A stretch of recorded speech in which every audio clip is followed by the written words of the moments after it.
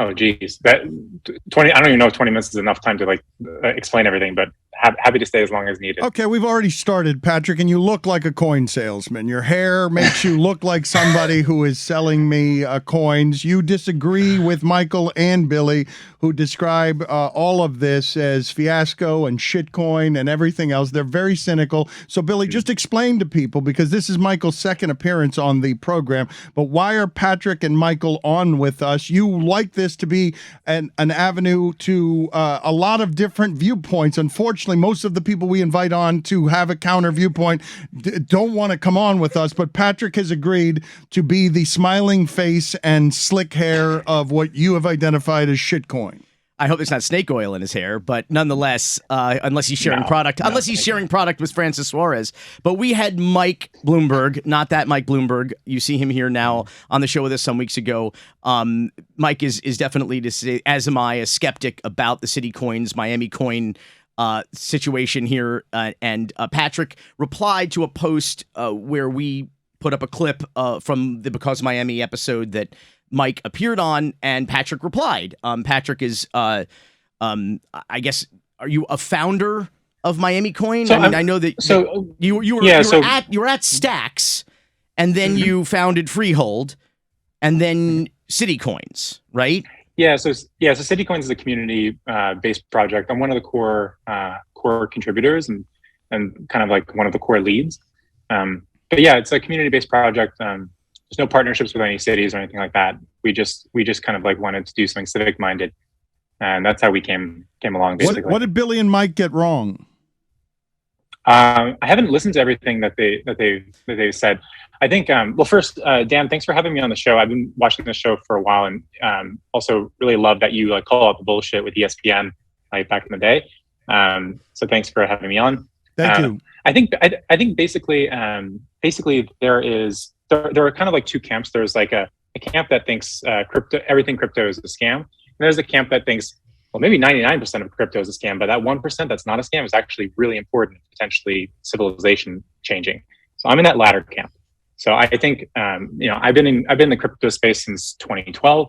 I got into it because of Bitcoin, and my background, just very brief background. My background is I was head of growth at Stacks, which is roughly $2 billion protocol. It enables smart contracts on Bitcoin.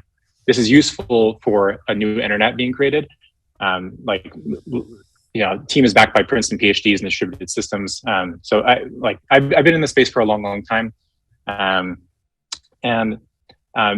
Basically, I think the fundamental thing is that there is some ill intent behind CitiCoins proper, and I think basically I can kind of like outline some of the thinking behind it. Why did CitiCoins come about, and why was MiamiCoin the first CitiCoin? And really, what was its goal? What was its purpose? What problem or problems is it attempting to solve? Yeah, exactly. So what we want to do is we want to increase state capacity for cities all around the world by leveraging open source software. So you can imagine CitiCoins as almost like an app store for cities, and having people have a token as like a part of the actual the app store is really, really important. Like the difference between someone not being able to hold like Facebook stock until Facebook IPOs, and then a bunch of dudes and VCs get rich. CitiCoins also activated in a way that was completely fair to the public. Like there's no primary issuer. There's no one that pre-mined any coins. No one that was holding any coins aside. So like we launched the same way Bitcoin launched, basically. But the whole goal of CitiCoins is to create more civic engagement. It's to increase state capacity and essentially improve lives for citizens in CitiCoin. How does MiamiCoin do that, and why was MiamiCoin the first CitiCoin? Yeah, sure. So well, a few things. Miami has already benefited from about $5.25 million worth of protocol donations directly to the city. They could use it for wherever they want. They chose to use it on rent relief. I had to, but hang on. I just have to say, because if I'll answer too, like why Miami was chosen first. Right, but if money was simply, or the amount of money being donated was simply the measure of success, then Pablo Escobar had the Barrio de Pablo Escobar and Al Capone had soup kitchens. And I will tell you, Nevin Shapiro was very generous to the University of Miami and various charities and politicians and organizations in Miami.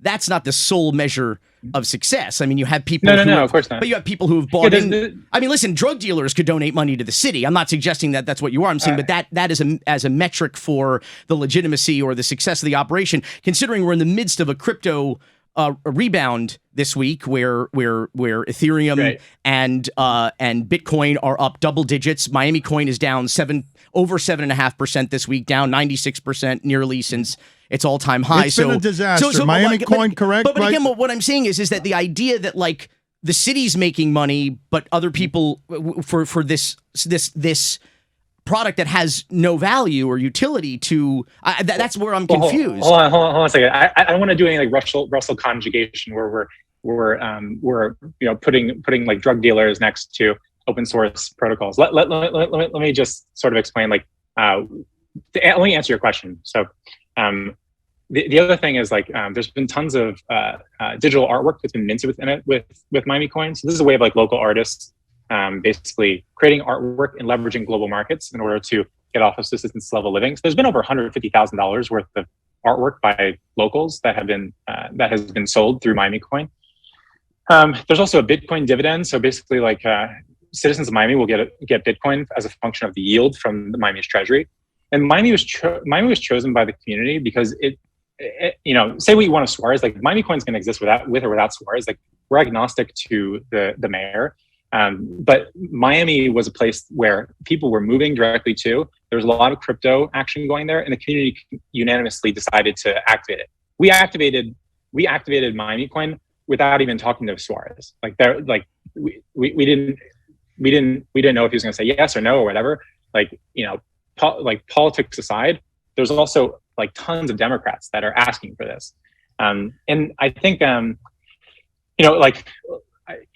think it also is important to like address price. Dan brought up like MiamiCoin is down from its all-time high. When it was at its all-time high of like 5 cents, I think like less than 5% of all MiamiCoins in existence were even trading. So now you have like more MiamiCoins that are in existence trading, and yeah, it is down from there. But there are three things. No, but hold on, it's not just down from there. It's down what percentage from there? Almost like it's down 96%. It has next to no value. If you got in for $1,000, you're worth about 50 now, correct? No, the value is the market cap. So the market cap I think is over like 10 million right now. So whatever that is. I want to let Mike jump in here. We brought up a lot of issues, obviously. So I want to start by saying that I'm not here because city coins exist and people put together coins and whether it's a scheme or a scam or a legitimate project, this is America. You can start a business and you can do whatever you want. I'm here because of the mayor's involvement and the mayor's boosting of this project, and the city now putting resources to supporting city coins and crypto more broadly, but specifically city coins, and also city coins expansion plans and their language that they use to pitch themselves to city. So, Patrick's notion that this is going to create an app store or a protocol for cities is it's hypothetical. It's that's if there is a value there's not a Patrick pointed to NFTs and minting art as a value proposition for city coins. I don't think that's a justification for a mayor or a city to boost or be involved with any of these projects. If someone wants to come up with a crypto token to help with NFTs, God bless them. But the second part, which is if there is a use case, and if there is a use case for a crypto token, it should do one of two things. One, it should demonstrate how only a crypto token and only this crypto token can provide that value as opposed to the US dollar. And second, which is there are almost 5 billion MiamiCoin already in existence. We talked about this. It's not held by the residents of Miami. The majority of these coins are not in the wallets of the people in the city of Miami. And so if you are talking about wanting to... Sorry, how do you know that? I mean, if you want to counter my point on that. Nobody knows, right? Nobody knows because these wallets don't have identifiers of the exchange wallets do. But the exchange wallets do, though. We do know that the largest mining pools and the folks participating in this, and a rule of thumb based off of who's in the Discord, where they live, and who's participating in the project would suggest that the majority of MiamiCoin are not held by the people of Miami. And of course, then if you just go based off of how many people in the city of Miami have a digital wallet or hold any form. But sorry, Mike. I think this is part of the issue that I had, which is basically you suggest things without backing them up with evidence. And bullshit. I don't mean this in any way of attack. Here's the thing. I'm just saying like exchanges do have people's like residence and like home address. They do KYC. Does OKCoin? OKCoin does, yeah. So like there are tons of Miamians that hold MiamiCoin. There's like 3 trucks that were circling the city for like a whole month. I know there's trucks circling the city with this. Do you want to tell us what the breakdown of MiamiCoin that are held by Miami residents? So Mike is mistaken. The vast majority of MiamiCoin is held by people in the city of Miami. Then he said the majority of it was not. He said the majority of it was not. I'd have to ping OKCoin and ask. I don't know the exact number right now, but I have to ping OKCoin and ask. Okay, well, let me ask you this question. I think the other thing too is like you don't necessarily need to live in a city to be a proponent of a city. Like I live in Los Angeles, but I'm a proponent of Miami. So like, why should I not be able to buy MiamiCoin? Okay, so you had mentioned that Miami got about $5.25 million that they have received, not in any kind of crypto, but in US dollars. That's 30% of, I guess, the yield of the mining revenue, however that works. But where does the other 70% of the money go? To whom? Yeah, so the other 70%, answer the question is, the other 70% goes to folks who have locked their MiamiCoin for an extended period of time. So basically what they're doing is they're signaling commitment to the city. And if we had done 100% goes to the city, you might not have a protocol at all. Basically, you're creating a dynamic where you're able to get people to like lock in, show commitment. And those things like that can actually be used for things like voting later on specific things in relation to the ecosystem. So basically, it's like a useful thing actually to have it structured that way. And like, I don't think people are like cool with paying 100% tax. I think people like know in their mind, I'm okay with paying a 30% tax. If it's not opt-in, I'm okay with paying a 30% tax if it is opt-in. That was kind of like a little bit of the justification. Mike, did you finish because you wanted to go through your points? I wanted to make sure you had enough of a platform to do that. Just the final point is, Patrick says useful, and there is no use, right? And here, and the key thing is, if you were to develop a use for something that only a digital token can provide, then why would you have already given up the entirety of that value to folks who participated in a mining process that created no use? So you're not giving up value to folks indefinitely, whether they're holding the token or not. Value is given to those folks. The value is given to folks ongoingly for the commitment to the city, for locking it. And in terms of like holding a coin, so the value is given to people who hold a token. Just a quick raise of hands, like who on the show holds Bitcoin? No one on the show holds Bitcoin? Okay. No one on the show. Okay, so at the end of the decade, everyone on this call is going to be holding crypto. That just like everyone is using the internet. And one of the things that there are a few things that actually that help crypto protocols or help organize people around a coin. One of those things is actually signaling the intensity of your commitment. And I think like first of all, I would say there's inherent value in organizing a community around an idea. So for example, but what does that Bitcoin, mean? We've already done it. We've done that. We have a city. But it's not right. Miami is the community. Who is the MiamiCoin community? It's not Miami, is it? That's what I'm. Because Miami is getting funding, there is a tie to the municipality. So that's like the key sort of thing there. So like if you're willing to pay a tax to be a part of this, basically you're willing to say, yeah, I actually love Miami in some way. You're not just doing it just to speculate. So like essentially what we've done is we've tied a geography to a protocol, and that's like incredibly powerful. Okay. Well, but that's marketing. But that's marketing. Michael, why are that's you not technology. why are you sighing, Michael? I mean, Yeah, because that tax, you can view it as a tax, right? That's totally fine with me. Let's talk about the MiamiCoin mining process. How the majority of folks get MiamiCoin, which is that they need to own this other coin, the Stacks token, which Patrick knows well, right? They can yes, you you can buy it on an exchange. Yeah, sure. But the majority of Miami coins, at least generated, of course, they're generated through a mining process that involves owning stacks and transferring stacks into the MiamiCoin mining process, which is, again, it's akin to a raffle. And I think some of your own members have described it that way, where you're putting in stacks, participating in a raffle where your odds of winning are based off of how much you put in. And what you win is not stacks, what you win is MiamiCoin, right?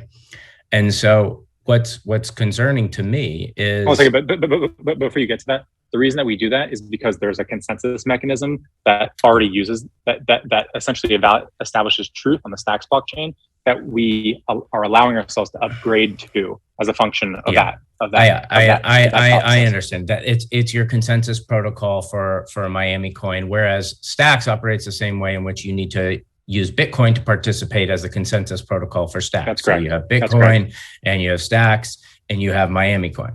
And so all of a sudden you've participated in this raffle, and 30% of your participation process goes to the city of Miami in the form of Stacks. 70 and the other part goes to stackers, and what you get back is not the same currency or asset that you put in. You get back this new one, MiamiCoin, correct? That's correct. Yep. Good so far. And so now we have about 5 billion of these tokens just floating around, maybe 4.4 or something like that. 15 million. By the way, for like anyone that knows markets, the number doesn't matter. It's just the denominator, basically. Do you want to explain that? Do you know what I mean by that? I'm not sure what you mean by it doesn't matter. Okay, so go ahead. All right, so what I mean by that is just like there can be 100 million shares of Tesla stock or 10,000 shares of Tesla stock, it doesn't change the market cap. It just changes the denominator of like units, basically.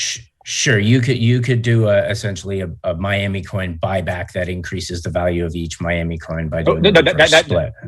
That's a different topic. That's a completely different topic. That's unrelated to this. What I'm saying is basically the denominator, how many MiamiCoins, doesn't matter. What matters is it matters to someone who participates in the mining of MiamiCoin or who buys a MiamiCoin. Right. If you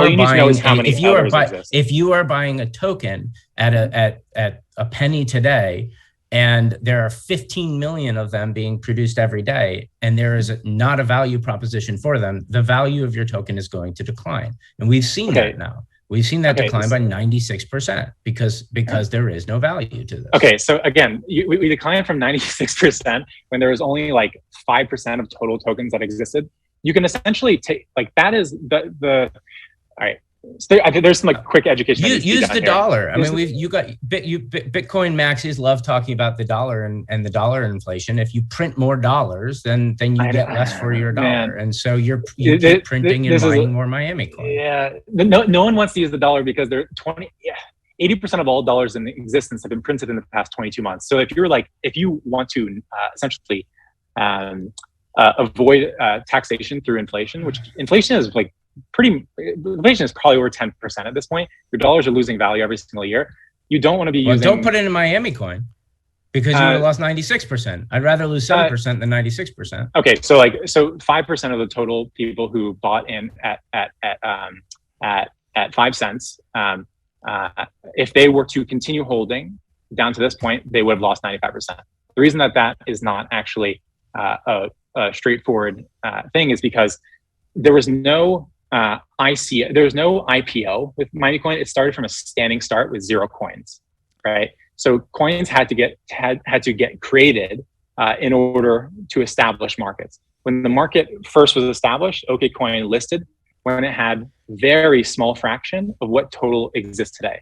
So when you have a small fraction of what exists today and you have insane demand, it jacked up the price. And so like lesson learned, don't, like make sure there's more liquidity when you're on markets, so the price doesn't get jacked up. I understand that, Patrick. That actually makes good sense. But I guess the concern would be in that, and of course I understand that the market has hit crypto in recent months. Of course, there was a major, call it a correction, a crash, whatever it may be. But MiamiCoin seems to be immune to the rebound, meaning that people are not seeing the value or the utility in the coin, because as Ethereum and Bitcoin experience a bump up, as I said, this week alone in double digits, MiamiCoin continues its descent. And so I have to ask, is it the technology that drives Citycoin, or is it there's three things. There's three things. I can answer the question of why the price is going down.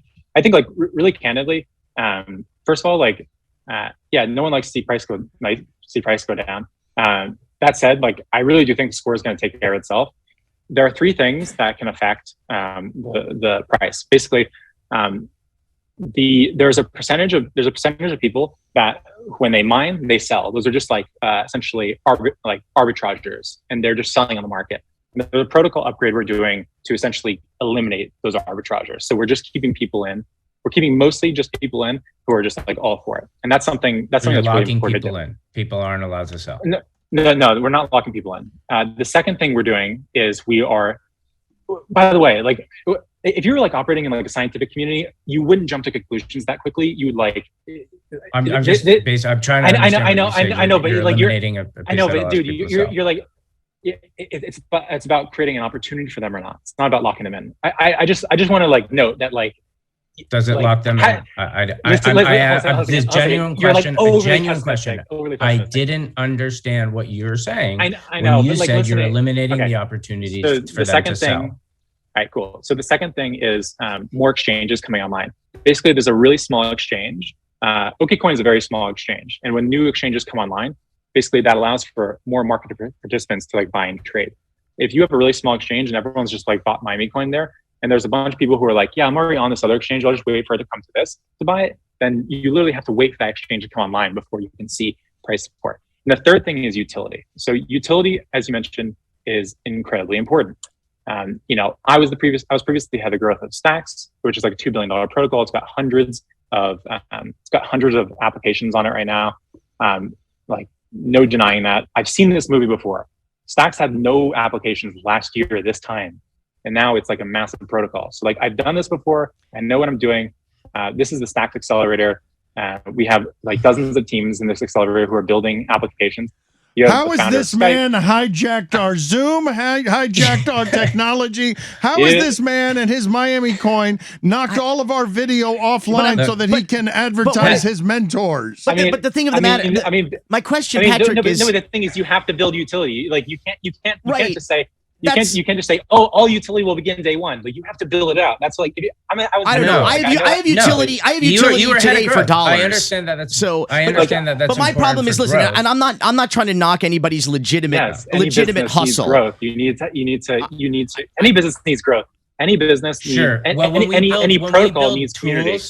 When we build tools to help cities, and I'm talking about this from the city aspect, from people who've contracted with cities, you start with a problem that you're planning to solve. You don't start with selling people on supporting something that you don't even know what it is. Nobody says, "Hey, I'm going to create everybody give me money because I'm going to work on problems and we're going to figure out what they are at a later date."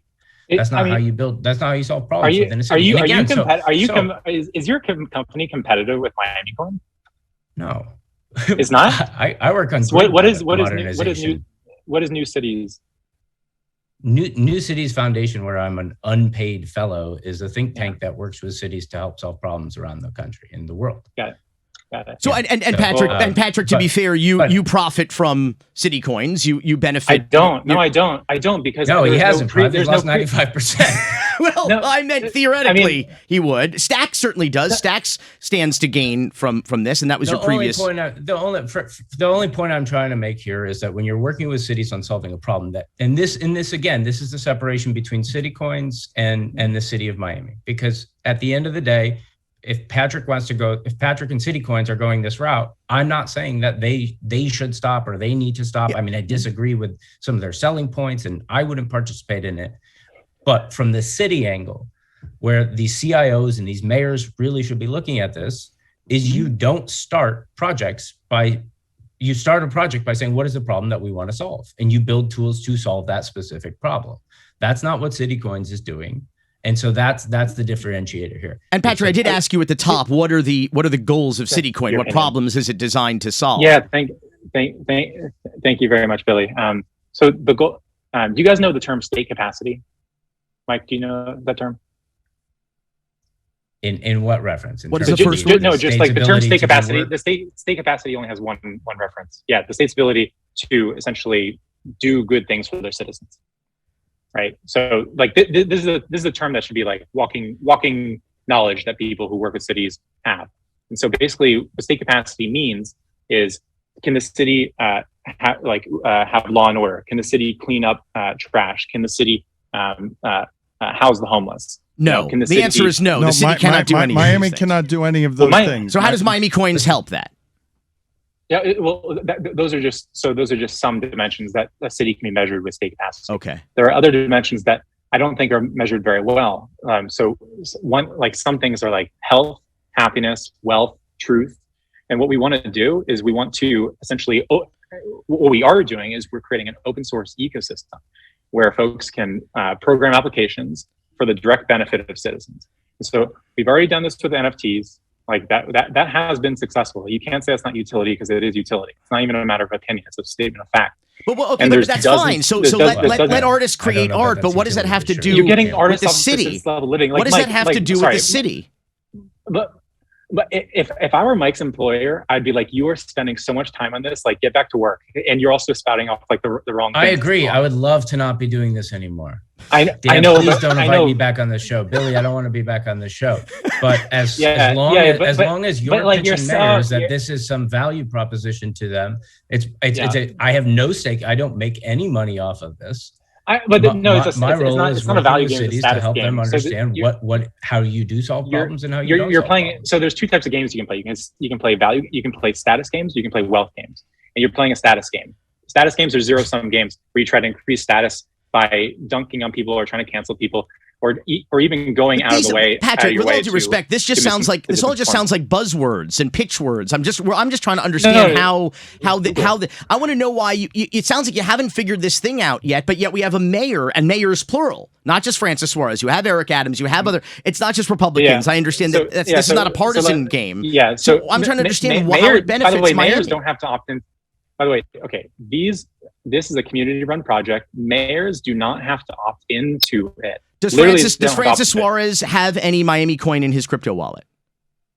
I don't think so. Maybe not. I don't know. We don't know because there's no. We don't know because there's no crypto asset. Enough with all of you. Michael doesn't want to be here anymore. Patrick, we've gone past the 20 minutes that we promised that we were going to do. Do you have anything left to say, Billy? One last word before we get out of here. I want to know: does CityCoins? Does anyone at Stacks employ Quinn Emanuel as their attorneys? What? Quinn Emanuel is a law firm with a prominent blockchain and crypto practice. I was just wondering. No. We like any law firms we're working with are like super top tier. I've never heard of them. I'm assuming they're like some random law firm. Francis Suarez works for them. Michael doesn't want to be here anymore. Michael doesn't want to be anymore anymore. I know, like guys. There's no conspiracy theory here. Like this is a complete open source. That like no mayors have to get behind it or not. The community is going to activate these things in different cities, whether we like it or not. Like so, and Mayor Suarez, when he's out of office, MiamiCoin's still going to exist, and there'll be more and more applications. Like honestly, like we're trying to build something. Like price is down from an all-time high when there was like very small amount of MiamiCoin. I'll concede that. I just like. This is a kind of whole community of civic-minded people who actually do care. Like most of these people are like highly trustworthy people who like really do care about improving cities. Like we're trying to do something. Cities in America are then why not trash start right with now. Why not start with engaging with the cities before you start launching a token, which is what you did? And so there are Yeah. plenty of people. They're called teachers. They're community organizations. There's people working in city governments. We are There engaging are with plenty cities. of ways We're to talking help to cities. cities. Yeah. You're talking with cities to try to figure out how they can use MiamiCoin to provide a liquidity path for you to sell out your stake. I don't have any stake. You're still misinforming. You don't have any stake in MiamiCoin? No. MiamiCoin? No, it's I don't go into a city and say, oh, I have a bunch of Detroit coin for Detroit activates. Like, that's not how this works. No. That's not how any of this works. No, I would have to mine that coin, and I have not sold. I have mined various city coins, and I haven't sold one bit. I haven't sold one single city coin. So like, I've been listening to this for. I really think there's bad faith, and like there's like a bad faith argument that's consistently levied, and I really just like I think like 2 years from now, maybe even 5 years from now, it's going to be very clear that just how software was eating the world for the past like 15 years, markets are basically going to eat the world. Everything is going to have a market. And this is like a very weird thing to interact with.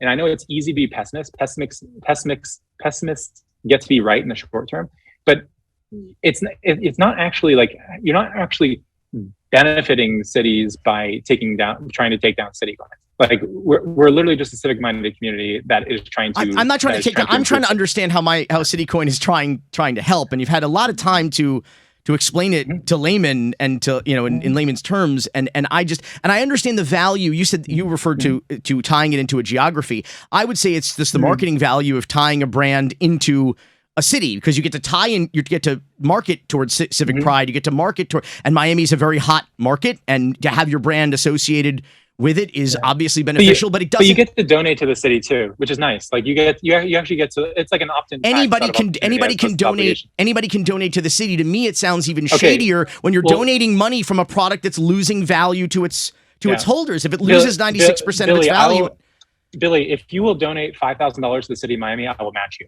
today. Huh? Will you donate $5,000 to the city of Miami? If you will, I will match you and make it 10,000. Why would I do that? To charity? Why would exactly? I do why that? would you do that? Exactly. You're answering my question, which is why would you do that? And why would City Coins is a way? And why would City Coins do exactly. that? And with what money? Where is the money coming from that City Coins is donating? I know where my money comes from. All right, we're done. Yeah, I know where my money comes from, and it's not from making this segment any longer than it already is. Thank you, gentlemen. We are done. We are finished here. We are done. Thank you. Billy just got mugged. No, I'm kidding. I appreciate the time. Thank you, Billy. Billy. Donate to the city of Miami. Donate to the city, and I'll match you $5,000. Why would anybody do anything that? up to $5,000? Why would anybody do that? I have to go now. We have to go Dan. now. Thank you, guys. Michael, I hope to also to never invite you back on the program again. Yeah. I'm trying to figure out why you do it. The Celtics are in the playoffs. I'm happy to chat about that. Mike, I look forward to never seeing you again. Patrick, hopefully we'll have you back and you can answer my first question. Yeah. No, I appreciate it. Thank you, Billy. Thank you, Dan. We will get to the biggest fraud in a generation in a moment, the looting of the COVID relief plan known as PPP. Miami, of course, because we do nothing better than fraud. Miami tops the nation in COVID relief rummaging, stealing things that don't belong to us. We'll get to that in a second. But before we do so, tell me about, let's segue from that to telling me and the audience about how it is that we managed to, of course, during a COVID relief plan, as I was reading all sorts of stories about people buying Lamborghinis in Miami with their fraud money. How did we manage to be better at fraud than any place else during COVID? Well, Florida is the fraud capital of the world. We always have been. Law enforcement has always come down here to learn about the latest, shadiest shit going on in the country so that they can find out. Because that's like our main export is fraud. Medicare fraud was the biggest one for a while. PIP fraud is huge in South Florida and particularly in Tampa as well. And so the story in NBC News this week is biggest fraud in a generation, the looting of the COVID relief plan known as PPP. They're estimating that of the $900 billion in that COVID unemployment relief program, anywhere from 90 to 400 billion was stolen by way of fraud. And people bought Lamborghinis and Ferraris and Bentleys and lots of Teslas, according to the story. For whatever reason, Teslas were very popular. One guy defrauded in Florida, of course, defrauded the government for $7 million in COVID relief funds, used $3.5 million to buy a mansion.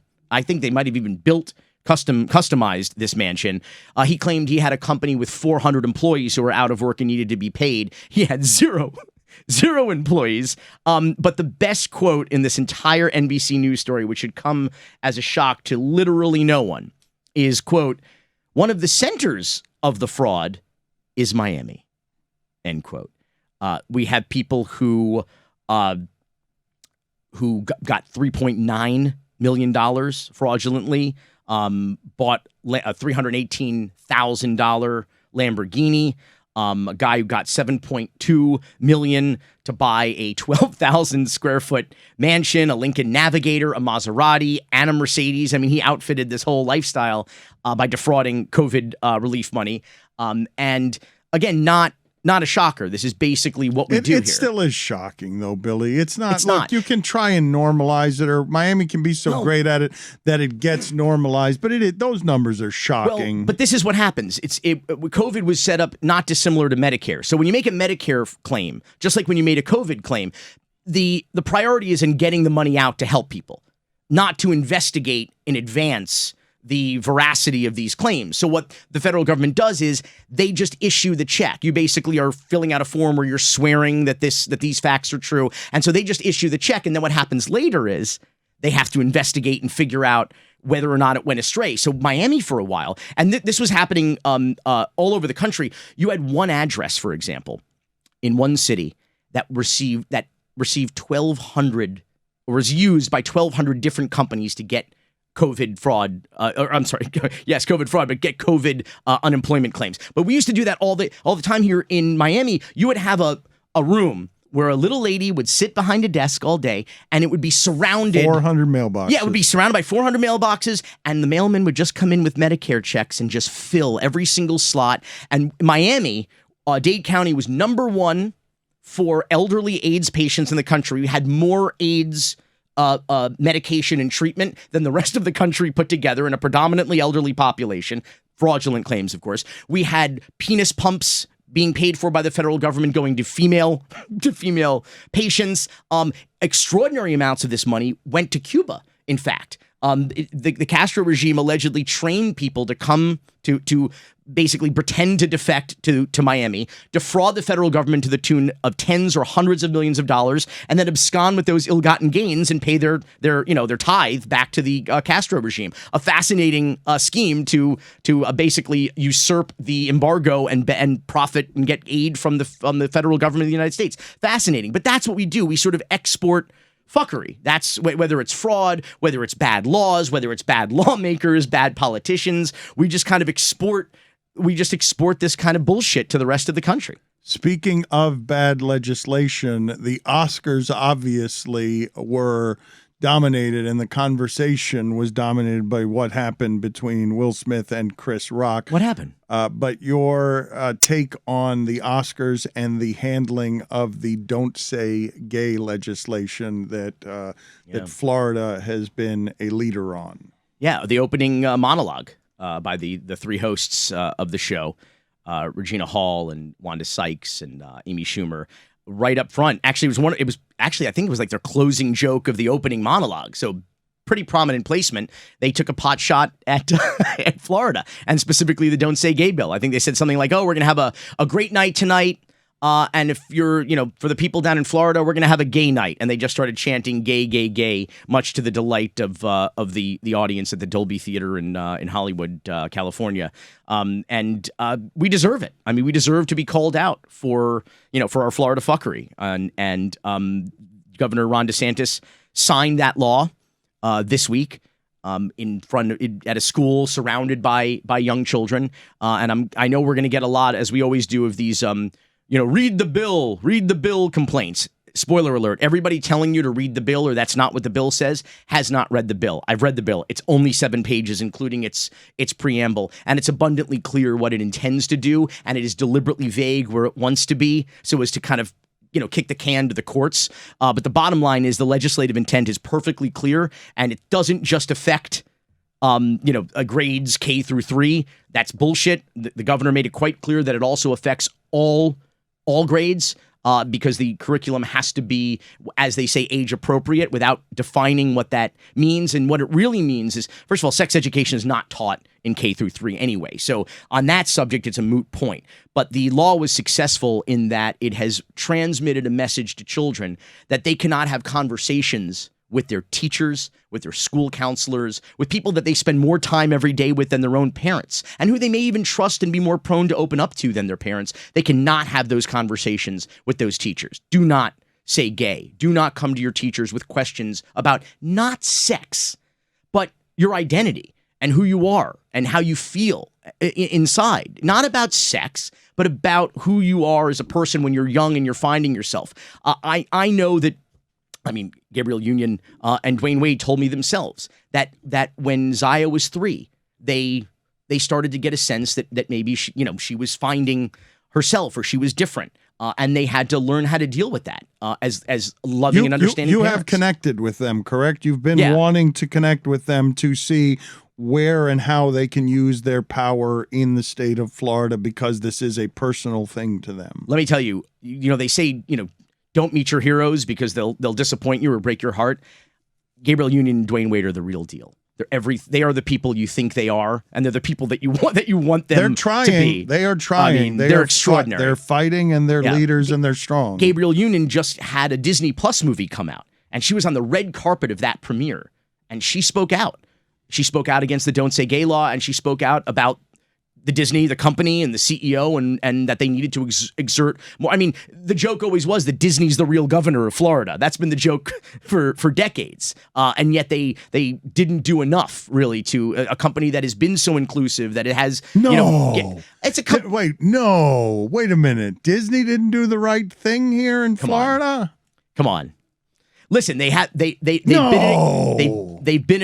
been by and large an inclusive company. They have welcomed the LGBTQIA plus community into the parks and into their company and into their their every facet of their company, artists and employees and everybody. And Gabrielle Union called them out for not doing enough. And the problem is, of course, is that there are now similar laws and some of them even worse laws being introduced in another 15 states in the country. And this is something that we do down here in Florida. Florida is a beta testing ground for shitty laws.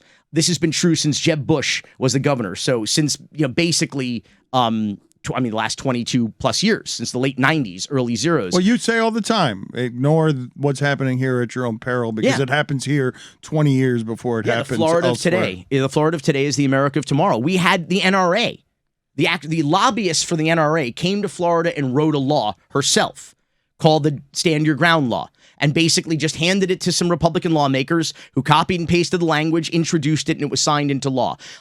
Gun deaths are up in no small part because of Stand Your Ground. And of course, as soon as the NRA was successful here in the beta testing ground in Florida, they exported that deadly nonsense to the rest of the country. And that's what happens here. We're banning books, we're banning education, we're banning history, and we're banning conversations that kids can have in their schools, not sex education. Okay, this bullshit about grooming and all of this demagoguery and hate speech. We dealt with that with Anita Bryant down in Miami-Dade back in the 70s, for crying out loud. Dade County was the first county in the country to pass an ordinance that gave equal rights under the law and anti-discrimination to the gay and lesbian community back in the 70s. And Anita Bryant, the Florida orange growers spokesperson, a former beauty queen and bad singer, you might remember the line from Airplane. I haven't seen anything like this since the Anita Bryant concert. Jimmy Buffett even sings a line in a song, Mañana. I hope Anita Bryant never ever does one of my songs. And this woman came down here and started saying gay teachers. Since we can't discriminate against hiring gay teachers, they're going to get into our schools. And since they can't reproduce, they will recruit and they will groom our children to be gay. Absolutely disgusting, demonstrably false demagoguery and hate speech. And she actually, an activist during a press conference, hit her in the face with a pie. in a very famous incident. I miss that as a comedic device. I feel the like pie in the face. I mean, it's just. Well, I think Will Smith is trying to bring it back. He just forgot the pie. He's I not think. trying to bring it back. That would have been a totally different circumstance if it had been a pie involved. A pie to the face makes everything better. But to your point on things, and I don't know if you completed it or not, because on things being banned all over the place, but the N-word not being banned in the alley behind the Clevelander. You mean right here, right through this wall, basically? Right on the other side of where it is we're broadcasting. That was something that happened this week, if you want to take people through the details of that. Well, of course, last week, I think we talked about the South Beach curfew and this just reactionary racist government in Miami Beach. Well, I've been talking about that on this show since last fall. And instead of doing anything to make the tourists and the businesses and the residents and the police safer, they have made it more dangerous. And their only answer is, well, hell, we can keep people pretty safe in the streets, pretty quiet if we just tuck all of our residents in at midnight and ban anybody from being out on the streets. And they were militant about cleaning up the streets at 11 o'clock. You could feel the police presence. It was not small. And it was pretty transparent what their motives were, because this wasn't an emergency situation. The violence, they had the largest crowd of people that they've ever had in the history of the beach. So as you get more people, it's going to be you're going to have exponentially more incidents of violence, and crowd control is going to get more difficult. But they haven't done anything to improve that situation. In fact, they've done the exact opposite of that. And then they basically used this idea of, I was about to say, quote, these people, end quote. And we know exactly what they're talking about. And here's the thing, even if they want to claim that wasn't their motivations to target people of color, which they've been doing for 20 years on the beach, trying to bring back Jim Crow laws, the message is clear. And in this back alley, on last Tuesday and Wednesday evening, a guy who was walking through Miami Beach found signs on the ground scattered everywhere that read, I will not directly quote them, no more N-words and shootings. And it's just all over the ground. And I understand the Miami Beach police have been investigating. I don't know if it's a crime or not, or exactly, I can't confirm what they found yet, but I do believe that they know who is responsible for this. But again, this was abundantly clear. The message in Miami Beach is they don't want tourists and people of color here in Miami Beach. They are not welcome here. And I think that's inappropriate. I think it's disgusting. And I think it's a total failure, not only of the government to be responsible and to be equitable, but I think that it shows the failing, and as we've covered before, the deliberate failing of this government to create an emergency situation where there is none in order to basically take over and redevelop Ocean Drive. It's crazy that it's happening in a way that you have foretold with many years of history in this market, and before you started with activism. Am I Chicken Little if the sky is really falling?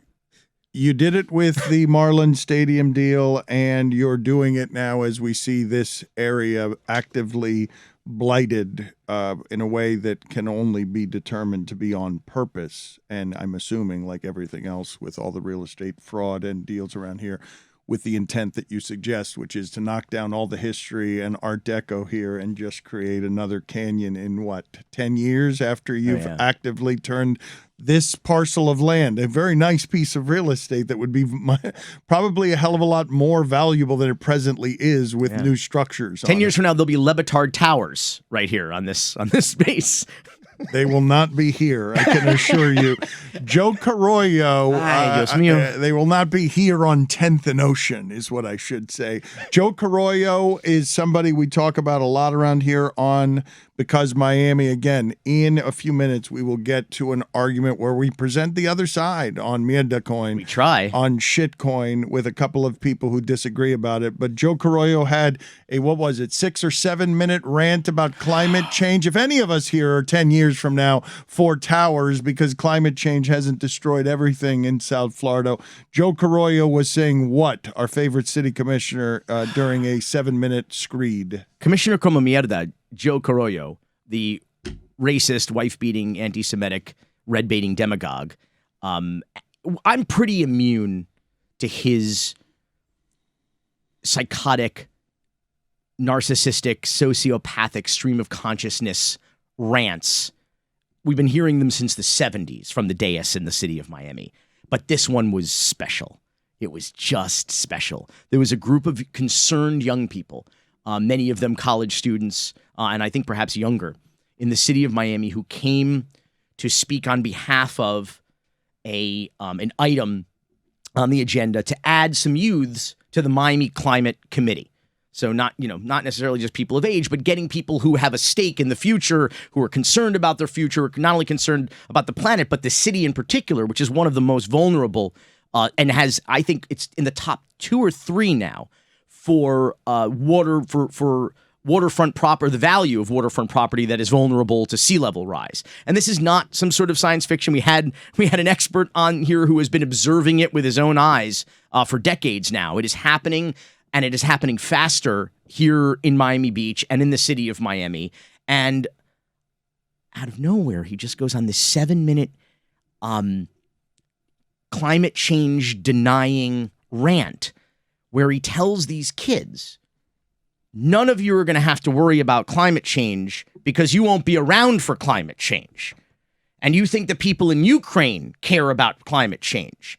And then he goes on about the Russians, the Chinese, the Iranians, he calls them the Uranians, the North Koreans, talks about nuclear suitcase bombs and Armageddon. And it is, I think bats now use the term Carollo shit crazy. That's the best way to describe it. It is Carollo shit crazy. And I'm sure we'll show some clips, but you have to see the whole thing in its 7-minute glory on my Instagram. You have to see it to not believe it and the kids are laughing nervously because they're like, we're just here because we care about, and he's like, oh, you're laughing now. Let me tell you something. And he goes into this crazy. Let's play some of it now here so the audience can get it in in his own words, and then we'll get your thoughts afterward. This is just some Alex Jones InfoWars QAnon bullshit. This suitcase bomb theory has been really active in that kind of right-wing demagogue misinformation universe. And here is a sitting city commissioner in one of the most climate change and sea level rise vulnerable cities in the entire world telling young people, don't even worry about it because you're going to die from a nuclear bomb. And the Russians and the Iranians and the North Koreans and the Chinese. If you thought we were doomed before, this can't make you feel much better, Dan. Excellent. This is the weekly doom segment for South Florida. We will now segue seamlessly into, you've been calling it Mierda Coin, MiamiCoin. We have 2 people on with us, one of whom does it reluctantly because he doesn't want to be seen around the other person. We're going to put them together and see what chemicals get unleashed next.